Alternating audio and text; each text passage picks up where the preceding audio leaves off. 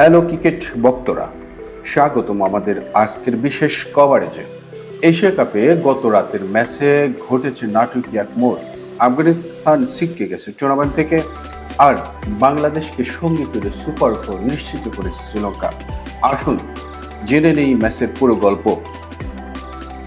টসে হেরে প্রথমে ব্যাট করতে নামে আফগানিস্তান। শুরুটা মোটেও ভালো হয়নি।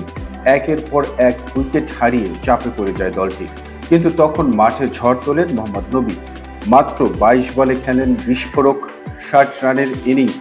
শেষ ওভারে টানা 5টি ছক্কা হাঁকিয়ে দর্শকদের মাতিয়ে তোলেন তিনি। তার ব্যাটিং ঝড়ে 20 ওভারে আফগানিস্তানের সংগ্রহ দাঁড়ায় 169 রান 8 উইকেটে। 170 রানের লক্ষ্য তাড়া করতে নেমে শ্রীলঙ্কা। শুরু থেকেই ব্যাটাররা ইতিবাচক মনোভাব দেখান। আফগানিস্তানের বলাররা কিছুটা চাপ সৃষ্টি করলেও দিনটি ছিল কুশাল মেন্ডেসের।